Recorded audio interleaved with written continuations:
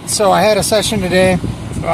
Made out good, ran well, made money. That's always the big thing. So I wanted to point out a couple things that I thought were kind of interesting to talk about to fans that listen to me. I heard that one guy was mocking or something. Oh yeah, some of subscribers or something just to be a tool. Fuck you. If you're like that, why are you fucking even watching me? Go do something else. This is for people that want to learn and get better and give their opinion on poker stuff.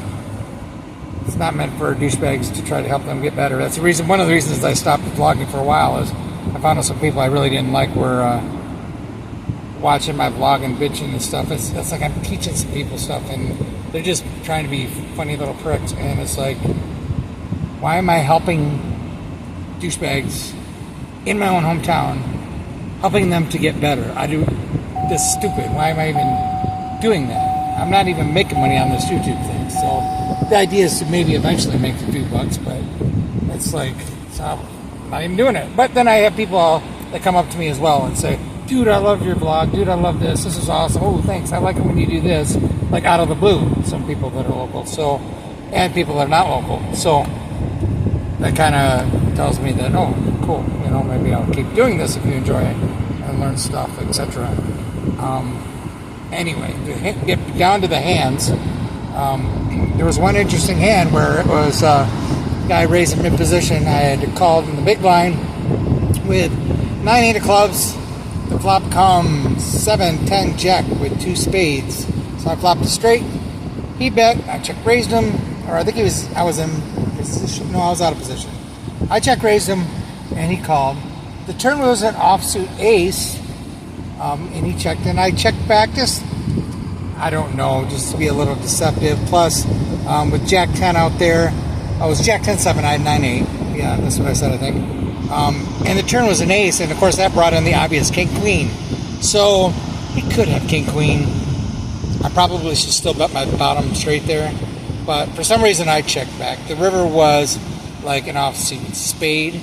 So now spades came in and king queen came in, and the guy value bet like half pot, and I called him pretty quickly because I didn't believe he had a flush, and he had ace queen. Now you could say, okay, that's a decent bet for value, but the fact of the matter is, what am I raising with on the flop that you have beat at this point, right? If I'm raising with top, I got there. If I'm raising with king, queen, I got a straight. I got 7-8, I got a straight. And I could be raising with a flush draw. And there's a flush that came in on the river. What else? I could be raising with a set. None of these hands is folding for a half pot size bet on the river. So, especially when it goes check on the turn. So, why are you value betting? What are you really getting called by that's worse?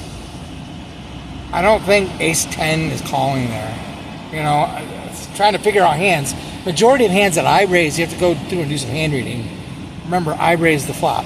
What hands do I have that raise the flop that don't have you beat?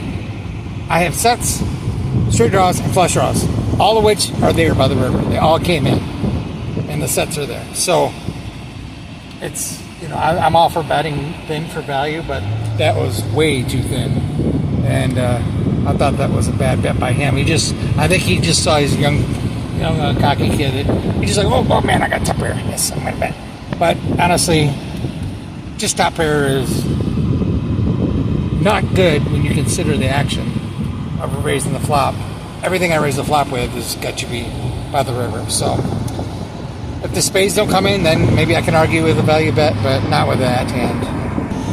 Another interesting hand I had was I made a mistake. I raised in late position with Jack 9 or Jack 10. It came like 8-6 something, 8-6 deuce or something with 2 diamonds, and so I had like 2 overs and like a gutter or backdoor gutter, something like that. And that's actually a good board for me to represent.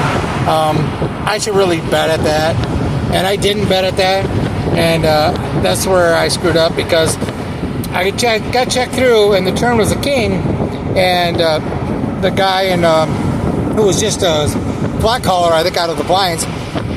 He bet, and he bet really small. So I called, figuring, okay, if I still hit my jack or nine or my gutter, I'm going to be good.